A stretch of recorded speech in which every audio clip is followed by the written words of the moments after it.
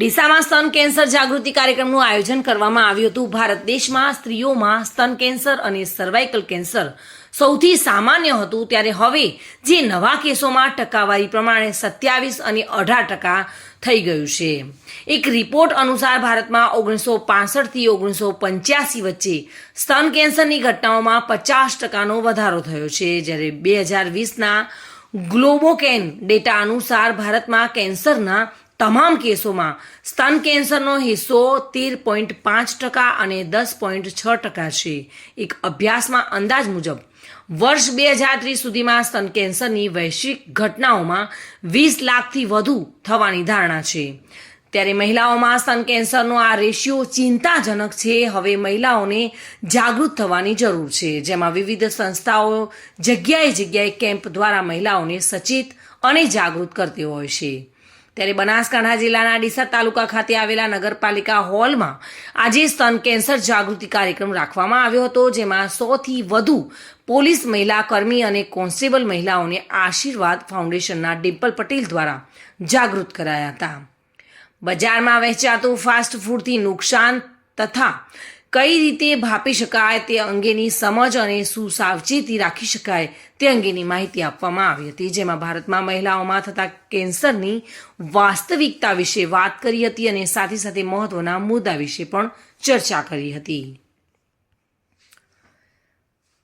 Mammography અને sonography ચેકઅપની બજાર કિંમતની વાત કરીએ તો તેનો ભાવ ₹2500 છે, અને જ્યારે આશીર્વાદ ફાઉન્ડેશન દ્વારા સ્તન કેન્સર ચેકઅપ, મેમોગ્રાફી અને સોનોગ્રાફીમાં ફક્ત ₹300માં પાટણ જનતા અને પાલનપુર માવજત હોસ્પિટલ ખાતે કરવામાં આવે છે।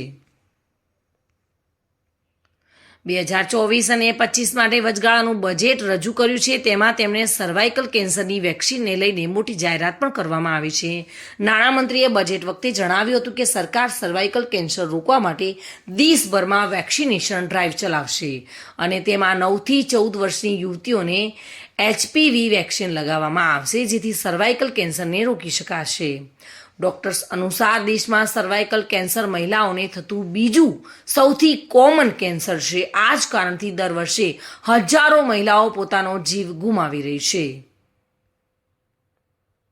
સામાન્ય રીતે પ્રાઇવેટ હોસ્પિટલમાં HPV વેક્સિનના એક ડોઝની કિંમત લગભગ ₹2000 છે, જ્યારે ઇમ્પોર્ટેડ વેક્સિન પ્રાઇસ ₹3500 સુધીની હોય છે। ત્યારે હવે નજીકના દિવસોમાં વેક્સિન RBSK અને PSC વિભાગ ખાતે મહિલાઓને નિઃશુલ્ક આપવામાં આવશે, જેની મહિલાઓને આ વેક્સિન લેવા આશીર્વાદ ફાઉન્ડેશનના ડિમ્પલ પટેલે અપીલ કરી હતી।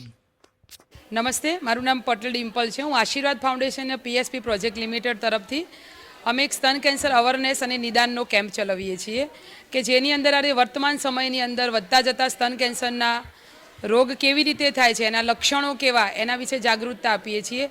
લક્ષણોની વાત કરીએ અથવા કારણોની વાત કરીએ તો કે સૌથી વધારે આજનું ફાસ્ટ ફૂડ જીવન, કે સૌથી વધારે આપણે આજે મેદાનો ઉપયોગ કરીએ છીએ, પેસ્ટિસાઇડવાળો ખોરાક આપણે ખાઈએ છીએ, એના કારણે આપણી અંદર દિવસે દિવસે આ કેન્સરોમાં વધારો થતો થયો છે, જે 13%થી વધીને 2 દિવસ પહેલાંનો જો રિપોર્ટની વાત કરીએ WHOનો તો 98,000 કરતાં પણ વધારે જો મહિલાઓની અંદર સ્તન કેન્સરના રોગો જોવા મળે છે।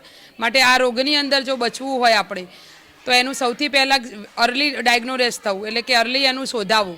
જલ્દી તમે એને શોધી લેશો ને એનું નિદાન કરાવશો, 100% આ રોગમાંથી તમે મુક્ત થઈ શકો છો। પણ જો એક સ્ત્રી એની અંદર જાગૃત હશે, એના થતાં મેમોગ્રાફી, સોનોગ્રાફી જેવા રિપોર્ટો કરાવશે તો 100% આ રોગની અંદરથી એ મુક્તિ મેળવી શકે છે। પણ જો સ્ત્રી જાગતી હશે તો આશીર્વાદ ફાઉન્ડેશનનું કામ જ એ છે કે આ જે અજાગૃત સ્ત્રીઓ છે એ સ્ત્રીઓને જગાડવાનું અને પોતાના રિપોર્ટો એ વાર્ષિક કરાવતી થાય અને આ રોગમાંથી મુક્તિ મેળવે। Thank you. Reena Parmar, today news, Gujarati.